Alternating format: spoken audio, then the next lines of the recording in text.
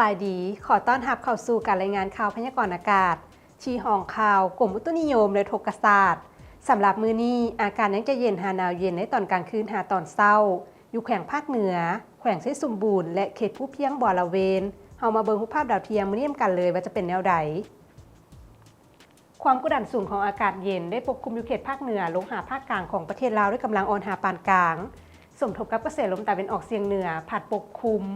ซึ่งจะเฮ็ดให้อากาศเย็นหาหนาวเย็นในตอนกลางคืนหาตอนเช้าอยู่แขวงภาคเหนือแขวงไชยสมบูรณ์และเขตผู้เพียงบ่อละเวนพอมีลมพัดแรงอยู่บางท้องถิ่น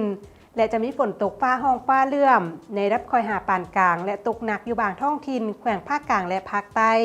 ต่อไปเฮามาติดตามสภาพอากาศโดยรวมของแต่ละภาคมื้อนี้กันเลยภาคเหนือด้านตะวันออกอากาศเย็นหาหนาวเย็นในตอนกลางคืนหาตอนเช้าพอมีหมอกบางปกคลุมอยู่ทั่วไปและจะมีฝนตกในรับคอยอยู่บางท้องถิ่นเนื้อที่การปกคลุมของฝนเท่า25ส่วนให้ของภาคอุณหภูมิในระหว่าง14 25 องศาภาคเหนือด้านตะวันตกอากาศเย็นพอมีหมอกบางปกคลุมอยู่ทั่วไปในตอนเช้าส่วนตอนบ่ายอากาศร้อนและจะมีลมพัดแรงอยู่บางท้องถิ่นอุณหภูมิในระหว่าง16 33 องศาที่นครหลวงเวียงจันทร์อากาศเย็นในตอนเช้าพร้อมจะมีฝนตกในรับคอยและมีลมพัดแรงเป็นบางโอกาสเนื้อที่การปกคลุมของฝนเท่า10ส่วนให้ของภาคอุณหภูมิในระหว่าง24 32 องศาภาคกลางอากาศเย็นในตอนเช้าและจะมีฝนตกในรับคอยหาปานกลางอยู่บางท้องถิ่นพอมีลมพัดแรงอยู่เกือบทั่วไปเนื้อที่การปกคลุมของฝนเท่า40ส่วนให้ของภาคอุณหภูมิในระหว่าง21 32 องศาสำหรับแขวงไชยสมบูรณ์อากาศเย็นพร้อมจะมีฝนตกในรับคอยและมีลมพัดแรงเป็นบางโอกาส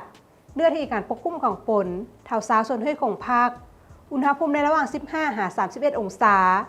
ภาคใต้อากาศเย็นในตอนเช้า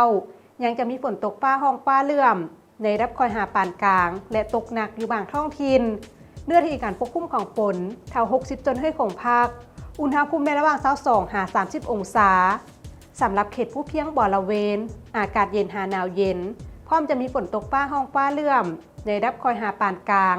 เนื้อที่การปกคลุมของฝนเท่า50จนให้ของภาคอุณหภูมิในระหว่าง13 24 องศา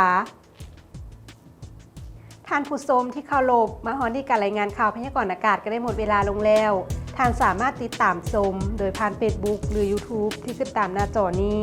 ขอขอบใจสำหรับการรับชมข่าวพยากรณ์อากาศแล้วพบกันใหม่ในมื้ออื่นสำหรับมื้อนี้ขอกล่าวคำว่าสบายดี